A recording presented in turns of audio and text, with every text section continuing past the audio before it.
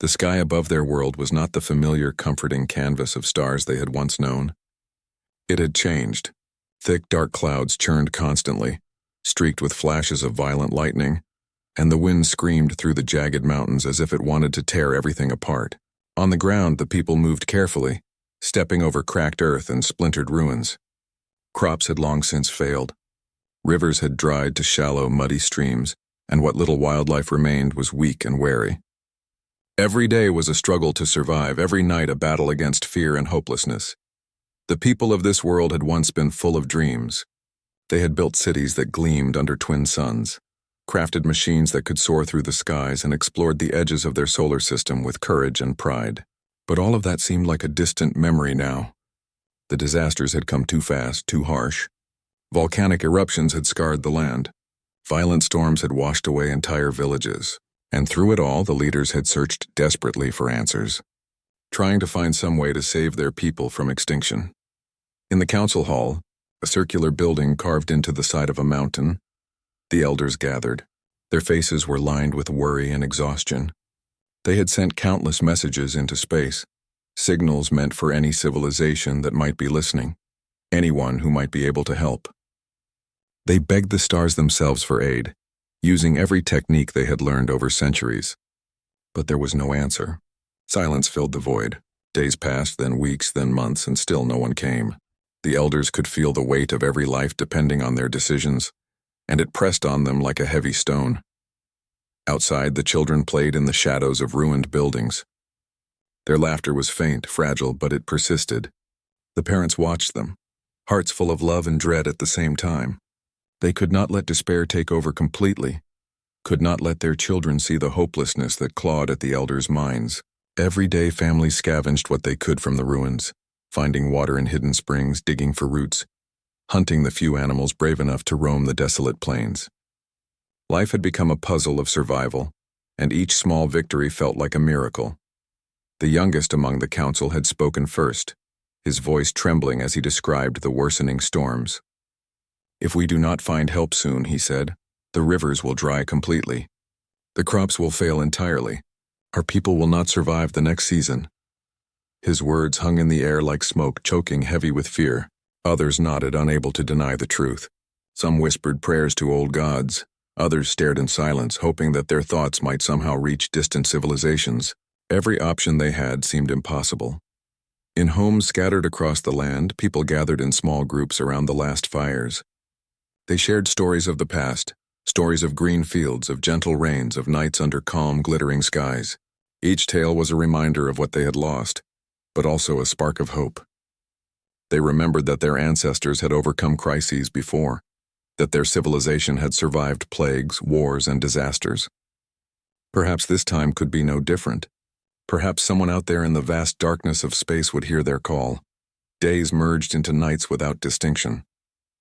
The sky seemed to stretch endlessly, heavy with ash and smoke. Occasionally, a faint glimmer of light from distant stars would peek through the clouds, and people would pause, staring upward as if willing those tiny points of hope to grow, to come closer. The elders continued to send messages, refining their signals, making them louder, more urgent, more precise. Every attempt carried with it the quiet prayers of thousands of souls. In the markets, or what remained of them, people bartered scraps of food and tools. A parent might trade a handful of dried grains for a piece of cloth to cover a child. Another might give up a small piece of metal to repair a water purifier. Even in the midst of despair, human instincts of kindness and cooperation persisted. Strangers helped strangers, offering what little they had because they understood the fragility of life in these times. It was in these small acts, unnoticed by the world beyond, that the true courage of the people shone brightest. The nights were the hardest. Winds howled like distant beasts, shaking homes to their foundations. Families huddled together, telling each other stories, reciting the names of stars they could no longer see. Sleep was a luxury few could afford, and dreams were often nightmares. Yet in those moments of shared fear, bonds strengthened. Children learned courage not from warriors, but from watching their parents face each day without giving in to despair. It was in these quiet human moments that the true essence of survival showed itself. Tenacity, love, and an unwillingness to surrender. One evening, as the storms raged fiercer than ever, A young engineer stood atop a crumbling observation tower. She adjusted the receivers, the dishes pointed toward the black expanse of space, and tried again. She whispered into the transmitter, her words carried by waves of energy into the vast unknown. "We are here. We need help. We cannot survive alone. Please hear us." Her voice trembled and tears ran down her cheeks, but she did not stop. Behind her, other engineers, other citizens worked tirelessly. They rotated shifts, repaired broken machines, and kept hope alive with stubborn determination. Even though no reply came, the act of sending these signals was itself a lifeline. It reminded the people that they were not completely powerless, that even in the face of overwhelming odds, they could do something, anything to fight for survival. In villages and ruined cities, people paused to listen for signs of response. They trained scouts to watch the horizon, to report any movement in the skies. Every passing comet, every flicker of light was examined carefully, hoping against hope that it might carry the help they needed. Among the citizens, a quiet resolve began to grow. They realized that even if no one came, they would have to endure, to protect their children, to keep their civilization alive in whatever form they could. Some prepared shelters to withstand the storms. Others dug wells, scavenged seeds, and tried to plant crops that could survive the harsh conditions. Each action, though small, was a declaration that they would not give up.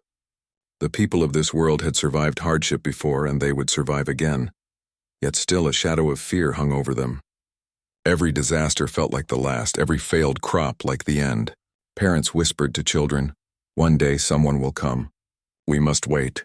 And the children, innocent and resilient, clung to these words, imagining distant heroes who would arrive and bring salvation. The elders, though weary, kept faith as best they could, knowing that despair could destroy more than the storms ever would. They taught patience, resilience, and courage, ensuring that even if help never came, the spirit of their people would endure. And so, life continued in this fragile, desperate rhythm. People woke each day to face storms, to scavenge, to teach their children what they had learned from centuries of survival. They gazed at the skies not just for light, but for a promise, a sign that the universe had not completely abandoned them. Each signal sent into the void was a message of hope, a plea for mercy from unknown ears, a reminder that they were still here, still fighting, still alive. In the silence of space, the messages traveled far and wide, crossing light years, carrying the hopes of an entire civilization, and though no answer had come yet, the people continued to hope. They did not know when help would arrive or if it ever would. All they knew was that as long as they tried, as long as they held on, there was a chance that the stars might one day respond. And with that small flickering light of hope, the people faced each new day, determined not to let the darkness consume them. The elders gathered again in the council hall, a hollowed-out structure carved deep into the mountainside. Its walls were blackened by past storms, and the air smelled faintly of smoke and dust. Every seat was filled with worried faces, some lined with age, others prematurely weathered by the harsh world they lived in. The room hummed with tension. No one spoke at first because words seemed too weak to match the weight of the situation. Finally, one elder cleared their throat and broke the silence. "We cannot wait any longer," the elder said.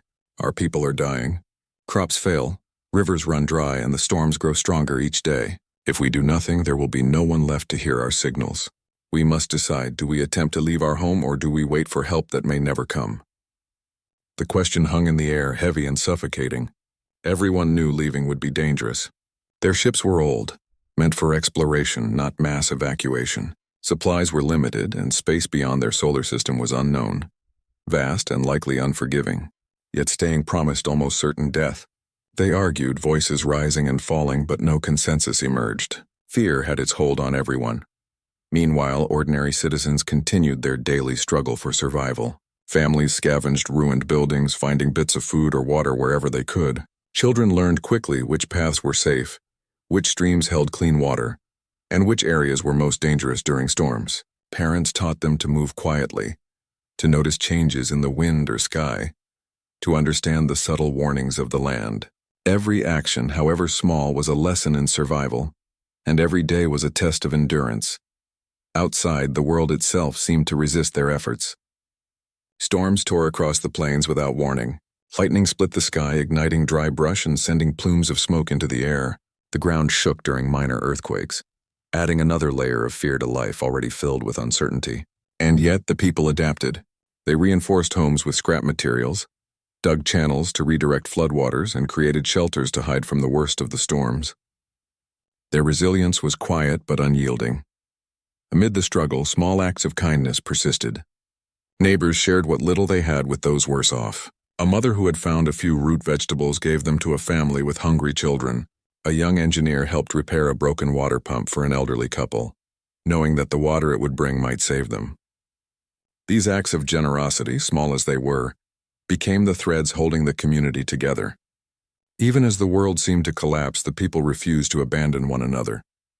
Back in the council hall, debates continued late into the night. Some elders argued that leaving the planet was the only choice. "We cannot survive here," one said. "If we wait for help, we are choosing death. Better to try and take our fate into our own hands."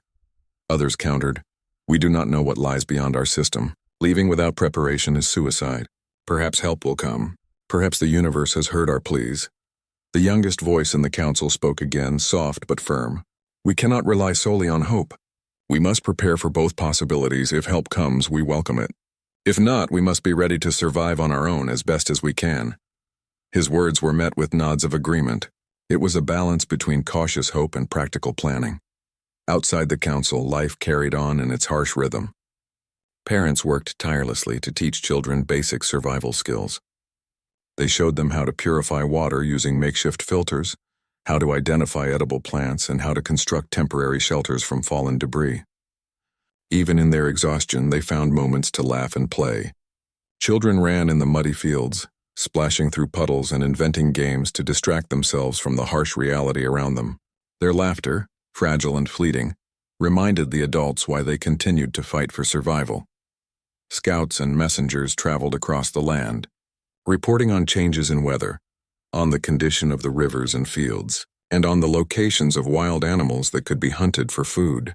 Each report was crucial, guiding decisions about where people should relocate, where shelters should be reinforced, and which areas to avoid. The scouts worked in silence, moving quickly and carefully, aware that any mistake could be fatal.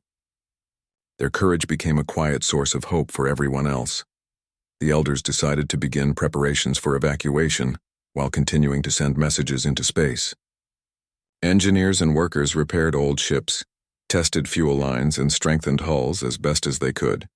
Scientists studied the skies, charting potential escape routes and noting dangerous regions in space. The people worked together with a single goal: survival. Every individual, from the youngest child to the oldest elder, had a role to play. Even small contributions mattered, because survival depended on unity and determination. At night, the people gathered around fires, sharing stories of what the world had once been. They spoke of green fields, gentle rains, and quiet nights under a calm sky. These stories were not just memories. They were lessons, teaching children to value life and the courage needed to protect it. Every tale reminded them that their civilization was built on resilience, creativity, and love. They understood that even if the worst happened, they carried the legacy of generations past. Even as hope persisted, fear was never far away. The storms were growing stronger, and the signs of environmental collapse multiplied.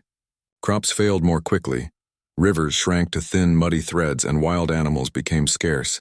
Families had to ration what little they had, often eating only enough to survive until the next day. Illness became a constant threat, and medical supplies were limited. Every decision, no matter how small, could mean the difference between life and death. Despite these challenges, the people continued to send signals into space. Every message carried urgency and emotion, a plea that was both desperate and dignified. Engineers worked in shifts, adjusting antennas and receivers, amplifying signals, and experimenting with frequencies in the hope that someone, somewhere, might finally hear them. Each transmission was a declaration. We are here. We are struggling, but we are alive. We ask for your help, not for ourselves alone, but for the generations who may follow. The act of sending messages became a ritual, almost sacred. Families gathered around transmitters, watching as waves of light and sound carried their hopes into the void. Children asked questions, eager to understand what the elders were doing. "Will someone come?" they would ask, their eyes wide with curiosity and fear. Parents would nod, sometimes unsure themselves, and say, "We hope. We must believe someone will hear us. We must never give up hope." As the weeks passed, the people's resilience was tested in new ways. Storms became more frequent and violent. Trees and structures that had survived previous disasters now fell, crushing homes and fields. Flooding and landslides forced families to move repeatedly, seeking shelter wherever it could be found. Each disaster left scars on the land and the hearts of the people. And yet they continued. They rebuilt. They adapted. They refused to surrender. The council realized that hope alone was not enough. They began organizing the population into teams, assigning tasks to maximize efficiency and safety. Groups were responsible for food collection, water purification, shelter construction, and medical care. Every member of the community, regardless of age or ability, contributed in some way. This organization strengthened their chances of survival and created a sense of purpose in a world filled with uncertainty. In quiet moments, people reflected on the beauty of what remained in their world. Despite the devastation, there were still patches of green where plants struggled to grow. Streams ran in hidden valleys, and the wind sometimes carried the scent of distant flowers. These small glimpses of life reminded them that survival was possible, that their efforts mattered, and that the planet itself had not entirely abandoned them. Children played under the shadow of crumbling buildings, their laughter mingling with the wind. They climbed fallen walls, jumped over puddles, and invented games to distract themselves from hunger and fear. Adults watched them, hearts aching with both sorrow and pride. These children represented the future, the continuation of their civilization, and their survival was the most important mission of all. The elders continued to debate, now including the input of engineers, scouts, and citizens who had witnessed firsthand the harshness of the land. They considered every possibility, building better shelters, creating underground farms, and even attempting a mass evacuation if no help arrived. They knew the decisions made now would determine whether the civilization survived or disappeared forever. Through it all, the people held on to hope. Even in the darkest moments, when storms raged and rivers dried, when fear threatened to overwhelm them, they continued to reach for the stars. Every message sent, every plan made, and every action taken was a refusal to surrender. They were determined to survive, not just for themselves, but for their children and all those who would come after. The struggle was immense, the danger constant, and the outcome uncertain. Yet through determination, unity, and courage, the people continued. They adapted, they learned, and they persevered. And while the stars remained silent, the light of their hope burned bright, a quiet promise that no matter what happened, they would endure. They were waiting, watching, and surviving. They were ready for debut. The nights were still dark, but now there was a flicker of possibility in them. After countless days of sending messages into the void, the signal receivers began to show something unusual. At first, it was just a faint blip on the instruments, almost easy to dismiss as interference or a technical glitch.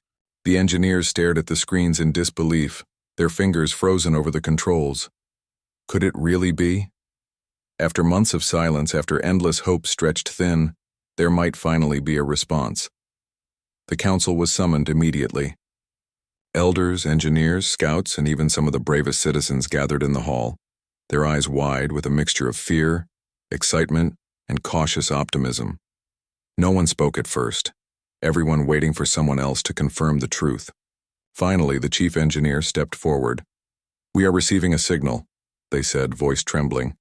"It is very weak, but it is definitely coming from beyond our system. Someone, or something, is listening." A hush fell over the room. The silence was heavy, almost as if the walls themselves were holding their breath. Then questions erupted all at once. "Who is it?" one elder asked. "How far away?" another demanded. "Is it safe?" The chief engineer shook their head. "We don't know. We can only detect the presence and the pattern of the signal. It is intelligent, but its intent is unknown." Outside the council hall, citizens had already noticed changes. Scouts returned from long missions reporting strange lights in the sky, small, distant, moving in patterns that seemed deliberate. Children pressed their faces against the windows of ruined homes, pointing excitedly, while parents whispered reassurances. "Perhaps it is help," one mother said, her voice full of hope she hardly believed herself. "Perhaps someone is coming for us." Even with hope beginning to bloom, caution dominated the council. Leaving the planet had always been risky, and the possibility of help arriving brought new fears. What if these unknown beings were hostile? What if they came, but could not help? What if the signals were just a cruel trick of the universe? For every spark of hope there was a shadow of doubt, and the elders debated each possibility late into the night. The people, however, began to act. Scouts were dispatched to higher mountains, places with clearer views of the horizon and sky, to track any approaching ships. Engineers worked around the clock, improving the signal receivers and transmitters, amplifying the messages and making them as clear as possible. Citizens contributed wherever they could. Some carried water to the engineers working tirelessly through the storm, while others helped feed the children whose parents were busy maintaining equipment. Every action, no matter how small, felt meaningful now. Families gathered to watch the night sky more than ever before. Each light in the distance, each streak across the heavens, was studied carefully. Children were taught to notice patterns, to distinguish between normal celestial movements and anything unusual. Parents spoke softly about what might be coming, emphasizing courage and patience. The hope that had been a fragile thread for months now seemed to stretch across the land like a lifeline, pulling the people together and giving them purpose beyond mere survival. The scouts brought back reports that suggested movement, ships perhaps, or large objects traveling toward the planet. The elders listened intently, analyzing each detail. "If this is help," one elder said quietly, "we must be ready.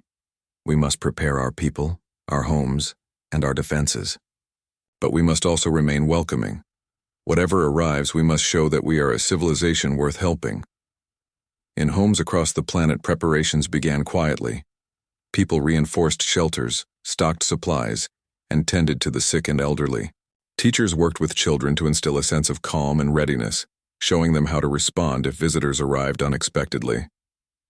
Even amidst fear, the community found moments of care and tenderness. Children were comforted, elders reassured, and strangers helped strangers, all united by the shared hope of something greater arriving. The first night that the lights appeared clearly in the sky, people could not sleep.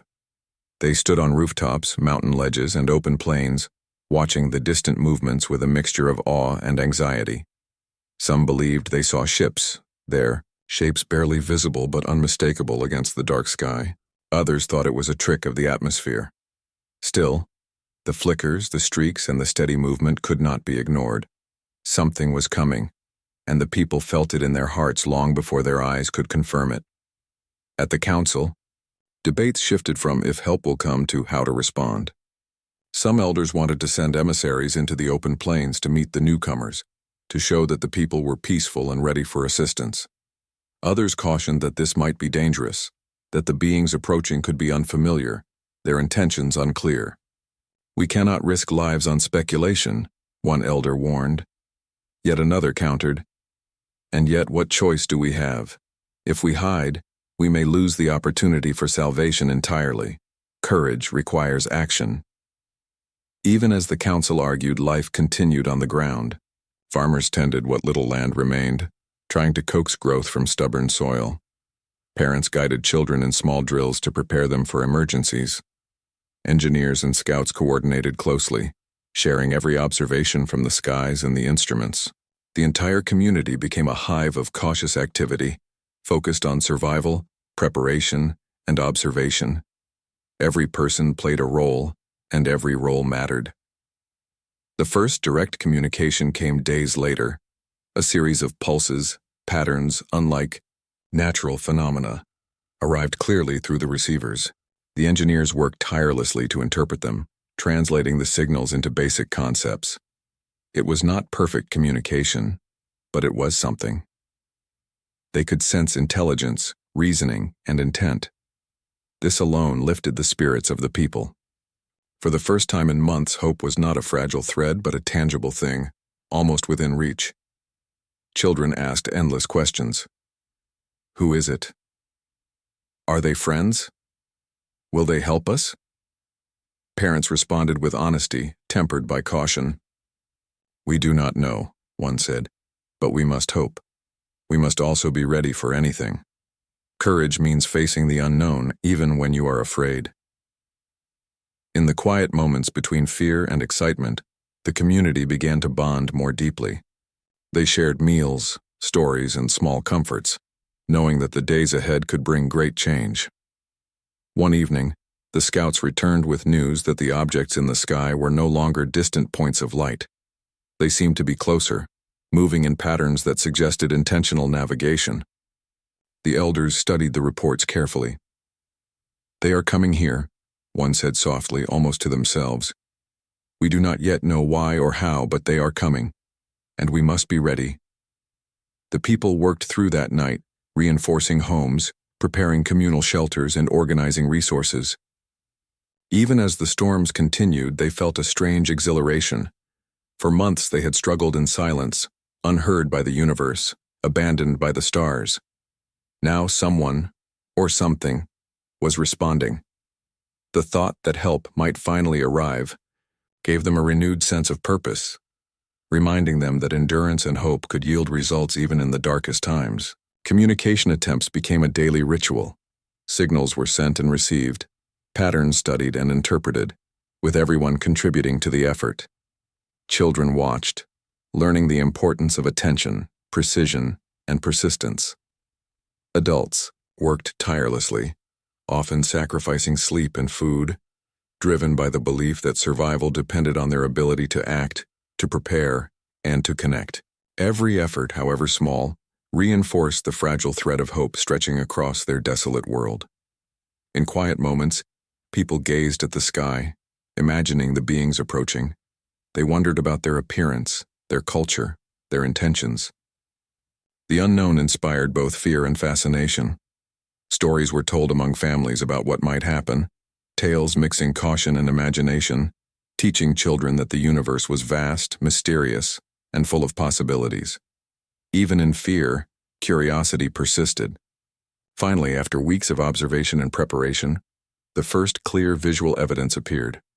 Shimmering shapes moved steadily through the clouds, enormous but graceful, cutting through the darkness of the storms. People gathered in open spaces to watch, hearts pounding with a mixture of awe and anxiety. The lights were real, the visitors tangible, and the reality of possible salvation, or danger, was undeniable. And yet, despite fear and uncertainty, the people felt hope stronger than ever. For months they had struggled alone, facing storms, famine, and fear, sending cries into the void with no reply. Now something had answered. Even if they did not yet know who or what it was, the fact that the universe had responded lifted their spirits. It reminded them that survival was not only about enduring hardships, but also about remaining vigilant, prepared and hopeful for the possibilities that might emerge. As the night deepened, the elders made plans for first contact.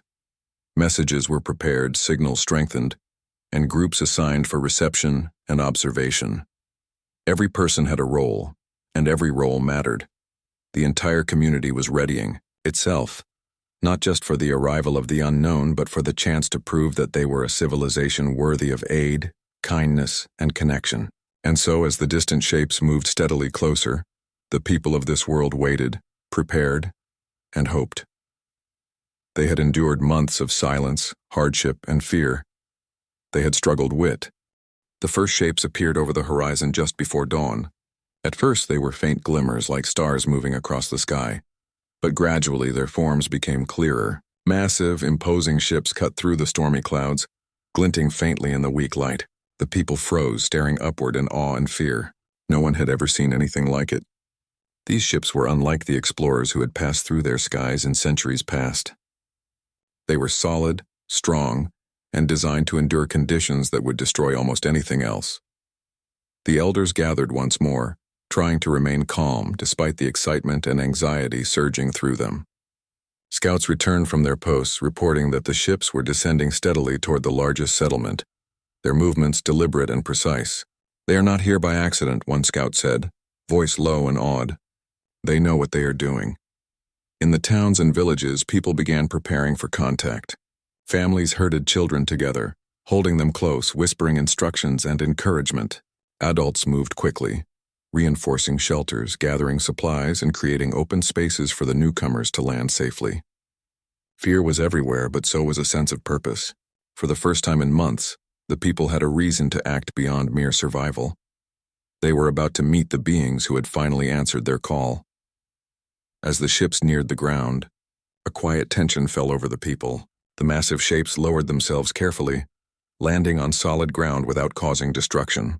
Dust and debris swirled in the air, stirred by the sheer force of the landing, and the citizens stepped back instinctively, shielding eyes and mouths. Then, as the dust settled, figures emerged from the ships. They were unlike anything the aliens had imagined. Tall and broad-shouldered, with movements that were careful yet confident, the newcomers radiated both strength and calm. They wore armor and carried tools, not weapons intended to harm but to protect and repair. Their eyes scanned the landscape quickly, taking in the storm-damaged land, the struggling crops, and the people who had waited so long for help. The first few moments were tense. The aliens were unsure whether to approach, whether to greet these strangers or to hide. Children clung to their parents, unsure of what to make of the towering visitors. The elders stepped forward cautiously, signaling peace while the newcomers made gestures of calm and goodwill. Language was a barrier, but understanding began to form through shared gestures, careful movements, and mutual observation. The newcomers moved with surprising gentleness, kneeling beside the sick and elderly, offering water, food, and reassurance. Engineers from the alien population watched in awe as the newcomers assessed damaged buildings and broken machinery, quickly improvising repairs with materials they carried. It was clear that these beings were not conquerors, they were helpers. Observers and problem-solvers, children, initially afraid, began to step closer, drawn by curiosity and the gentle demeanor of the visitors. One of the newcomers knelt, extending a hand in a gesture of friendship. A small child cautiously reached out and touched it. Laughter and whispers spread quickly among the younger ones, and soon groups of children were playing near the newcomers, their fear replaced by fascination. Adults followed slowly, observing the newcomers' actions before moving closer themselves. The elders worked to establish basic communication. Simple signs, gestures, and repeated sounds allowed the two groups to exchange rudimentary ideas. The newcomers indicated that they understood the people's plight. They pointed to the damaged crops, the dry rivers, and the destroyed shelters, then gestured to the tools and supplies they carried. The message was clear: they were here to help. Relief washed over the alien population, mingled with lingering disbelief. After months of isolation, after pleading with the stars in silence, help had finally arrived, and it had come in the form of beings far stronger, faster, and more capable than anyone had imagined. Over the next several hours, the newcomers moved swiftly but carefully.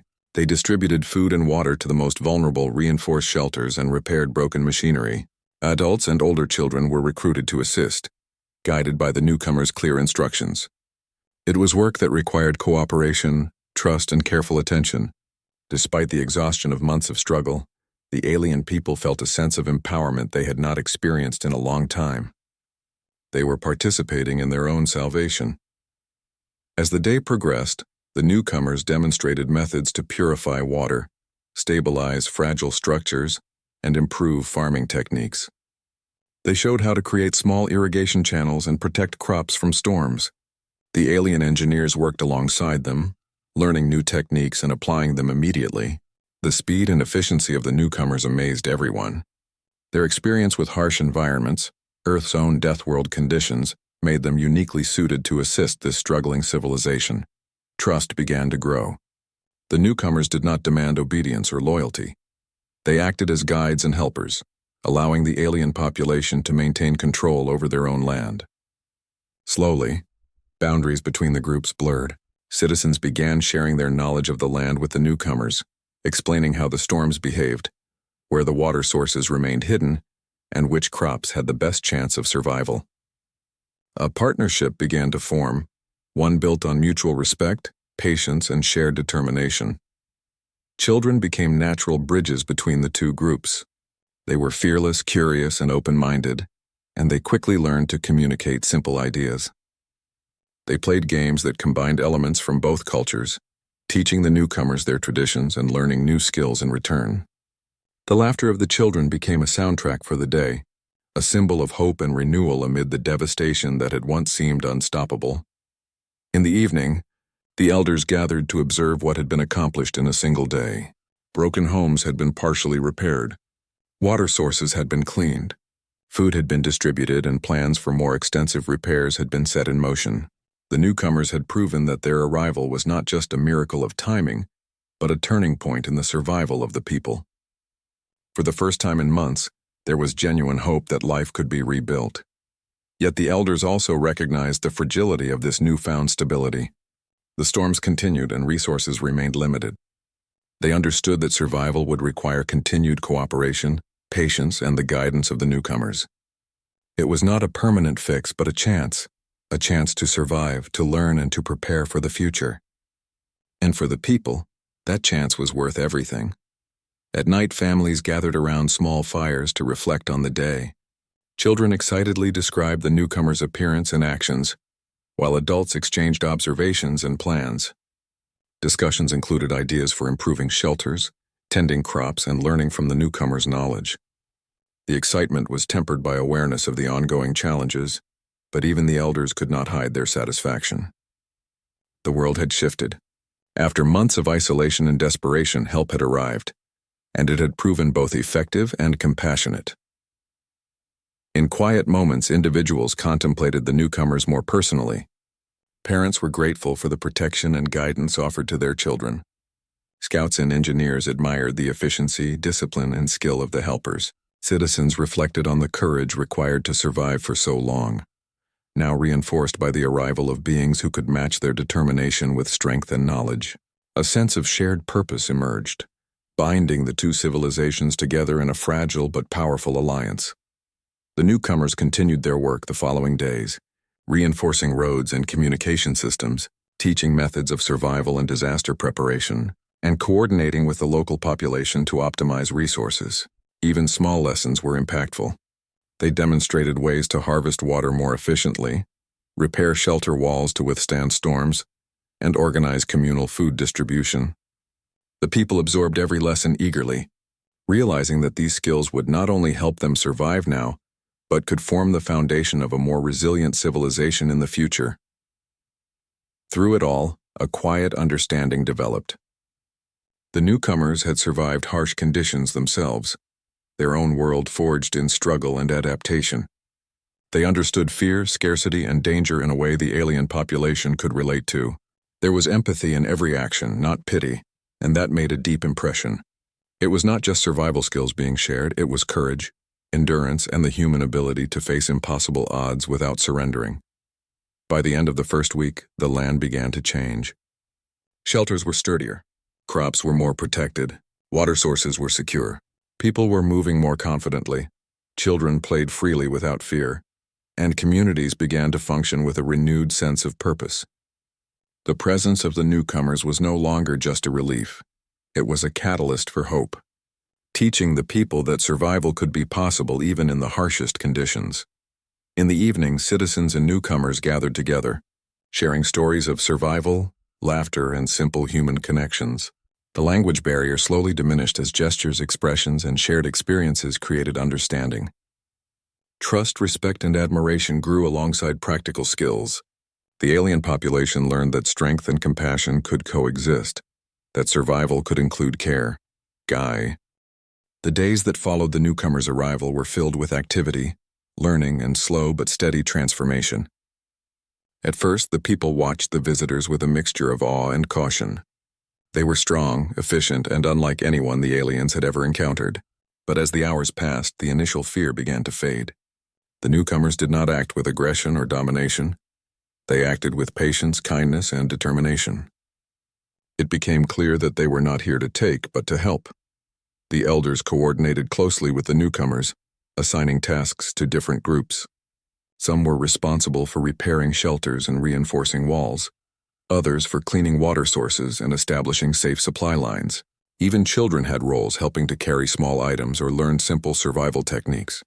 The newcomers taught with care, demonstrating actions slowly, ensuring that people understood before asking them to try.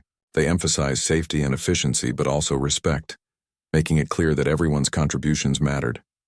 Families began to feel a renewed sense of purpose. For months they had survived day by day, with little hope beyond each passing sunset. Now they were building something tangible, something that could last.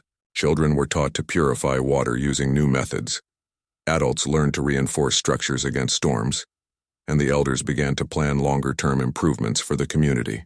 Even small victories, a repaired roof, a clean water channel, or a successful crop harvest, became symbols of progress and encouragement. Trust began to grow slowly but steadily. At first, the people were cautious, keeping their distance while observing the newcomers. But as the days passed, they noticed patterns in the visitors' behavior. They never took more than needed. They worked tirelessly alongside the locals, and they always made time to care for the vulnerable. The sight of a newcomer kneeling beside a sick child, or offering water to an elderly resident, became a daily reminder that these beings were here with goodwill. Even the youngest children adapted quickly.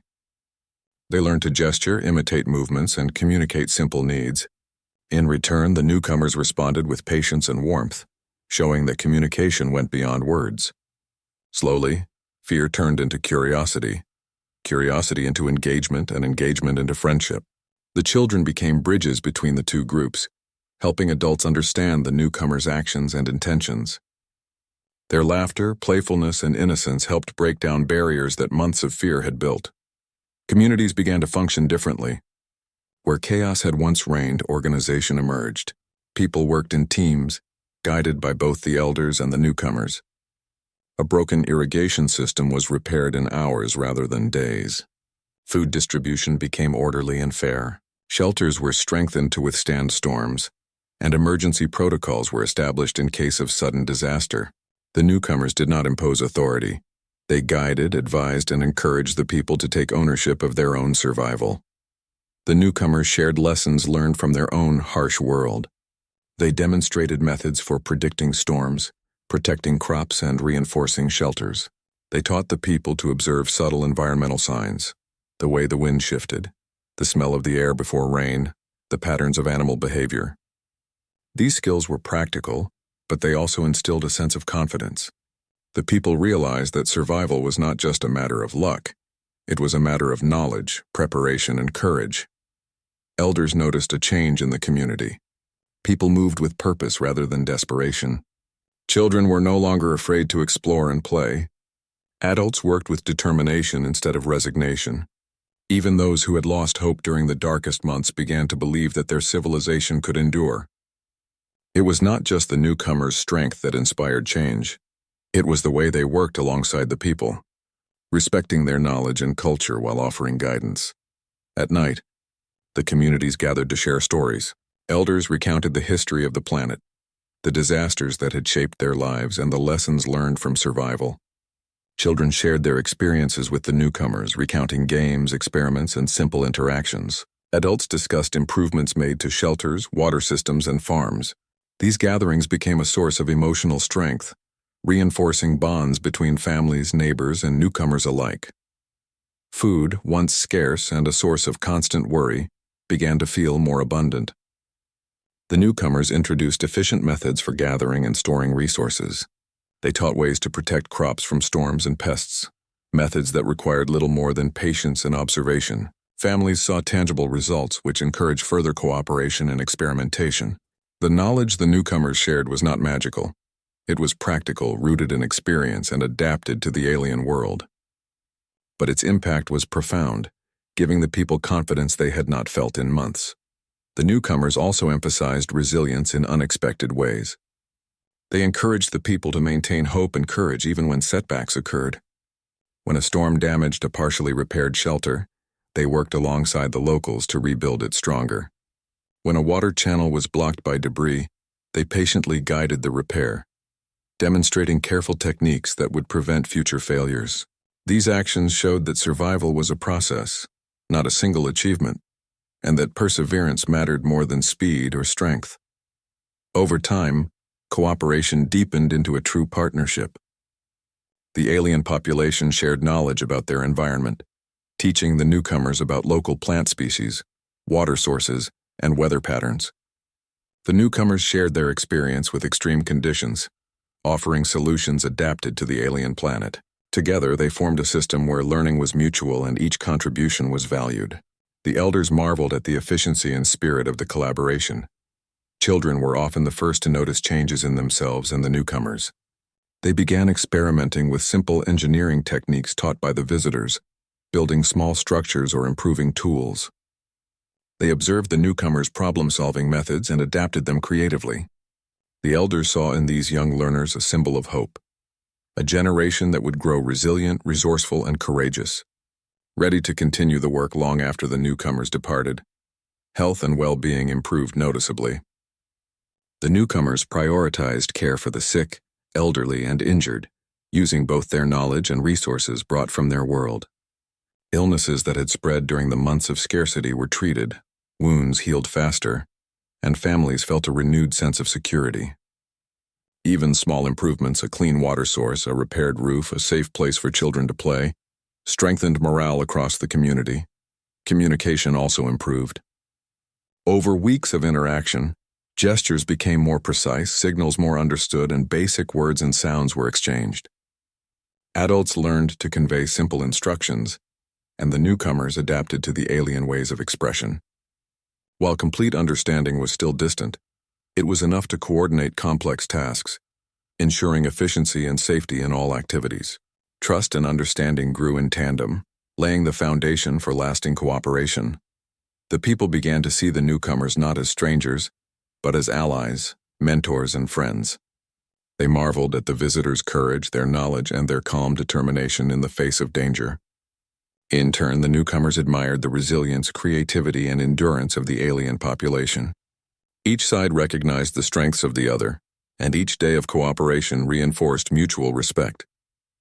This trust was fragile but growing, a delicate thread woven through countless shared experiences, both small and large. Even in moments of quiet, the newcomers' presence influenced the people. Families lingered outdoors longer, discussing strategies for survival and improvement. Children explored with curiosity and confidence, emulating the newcomers' cautious but bold movements. Elders held informal lessons, teaching traditional knowledge while integrating the newcomers' advice. A sense of calm purpose replaced the previous chaos and despair. The people began to believe that they could face storms, famine, and danger with courage and preparation. The impact of the newcomers extended beyond survival. They encouraged problem-solving, innovation, and teamwork, showing that resilience was not just about enduring hardships, but learning from them. Citizens experimented with new tools, repaired machinery, and applied lessons creatively. Every small success strengthened confidence, and every setback became a learning opportunity, rather than a reason for despair. By the end of the first month, the transformation was visible. Shelters were stronger, water was purer, and food supplies were better organized. Communities moved with efficiency, guided by lessons from both elders and newcomers. Children were growing more independent, adults more confident, and the population as a whole more hopeful. The newcomers had not just saved lives, they had nurtured resilience, courage, and a spirit of cooperation that would endure long after they left. Even as the newcomers prepared to continue their journey, the people knew they had learned more than just survival techniques. They had discovered the power of collaboration, the importance of patience, and the value of courage and kindness in the face of adversity. The bonds formed during these weeks would last a lifetime, leaving a legacy far greater than any material aid. The alien civilization had not only been. The mornings began to feel different. The sky, once a dull gray heavy with storms, now held streaks of sunlight that broke through in timid beams, warming the land and lifting spirits. Life was no longer about mere survival. The people had learned to repair, to plan, and to protect themselves. They had discovered hope again, and that hope was tangible. But even as they worked and laughed, a quiet understanding began to spread among the elders and adults. The time of the visitors was nearing its end. The newcomers had made no promises of permanent presence. They had arrived to help, to teach, to guide, but not to stay. That reality settled on the people like a shadow and a blessing at once. They were grateful beyond words for the lessons learned, the shelters strengthened, the water purified, and the crops saved. Yet the thought of saying goodbye filled hearts with unease. Many had never known life without the newcomers' calm guidance and quiet strength. The elders convened in the council hall one last time with the newcomers. Discussions were no longer tense or fearful. They were reflective, respectful, and full of gratitude. The newcomers did not speak the same language fully, yet their gestures, tone, and presence communicated care. They pointed to repaired structures, flourishing fields, and happy children, nodding in acknowledgement. The people understood they had done it. They had survived. They had learned. They were now capable of facing the storms on their own. Over the next several days, the newcomers worked to consolidate their teachings. They revisited shelters, showing refinements in construction. They demonstrated advanced water purification techniques that could be maintained with simple tools. They reinforced irrigation channels and showed methods to protect seeds and young plants from both storm and pest. Every lesson was designed to be self-sufficient, leaving the people not dependent but empowered. Children were particularly drawn to these final lessons. They were fearless, curious, and eager, absorbing knowledge like sponges. They practiced with small tools, learning to repair, to construct, and to improvise. The newcomers encouraged them, smiled at their successes, and patiently corrected mistakes.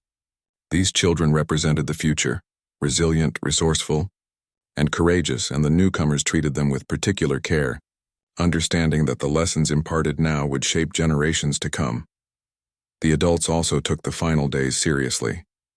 Engineers, farmers, and families worked together with the newcomers, consolidating knowledge into practice. Roads were repaired, supply routes organized, and shelters completed with stability in mind. Everyone learned not only how to survive, but how to anticipate and respond to the challenges of the future. The newcomers taught them to observe the sky, the wind, the land, and the signs of nature. They explained that survival was not just about reaction, but about preparation, foresight, and adaptation. Evenings became moments of reflection. Around small fires, elders recounted the darkest days before the newcomers arrived. Families shared memories of struggle, of fear, and of endurance. The people realized how far they had come, not just in rebuilding their environment, but in rebuilding confidence and spirit. They had faced hopelessness and survived. They had learned courage and patience. And now, with guidance from the newcomers, they felt capable of enduring anything. One evening, as the sun set behind jagged mountains, the newcomers gathered quietly with the elders. There were no speeches, only gestures, small signs of respect and farewell. The elders showed the newcomers repaired homes, flourishing fields, and clean water channels. The newcomers responded with gestures of approval, then pointed toward the horizon, indicating it was time to leave. A deep silence fell over the gathering, broken only by the whisper of the wind. Children, sensing change, gathered near the newcomers. They held small gifts, handmade trinkets, drawings, and tokens of gratitude. The newcomers accepted them gently, nodding and kneeling to meet the children's eyes. It was a silent exchange, but full of meaning. Care, respect, and trust had been built over weeks, and this farewell, though unspoken in full words, was filled with emotion. Even those who had never spoken much expressed their gratitude in gestures, smiles, and tears. Preparation for departure began. The massive ships were readied, polished, and fueled. The people watched quietly as the newcomers moved with the same calm efficiency that had defined their entire presence. There was no haste, no alarm, only the quiet dignity of beings who had completed their mission. The sight was awe-inspiring. The ship's sheer size and strength were remarkable, yet the people now understood that true strength was not just in power but in knowledge, patience, and the ability to inspire others to rise above fear. The final day was a mix of celebration and melancholy. The newcomers helped finish the last repairs, organize food reserves, and ensure all essential systems were functioning. Children ran alongside them, waving, asking questions, and mimicking their movements. Adults shared practical knowledge, showing how they had integrated lessons into everyday life. The air was filled with energy, hope, and quiet sorrow. Everyone knew this moment would be remembered for generations, but few wanted it to end. At the break of dawn, the ships lifted. Dust swirled around the landing zones, and the people shielded their eyes. The newcomers gave one final gesture, hands extended, nods, bows. A silent promise that their care and teachings would continue through the people's own courage. The ship slowly ascended, rising above the clouds until they became distant points of light against the brightening sky. Silence fell once more, but it was a silence filled not with despair, but with understanding, gratitude, and determination.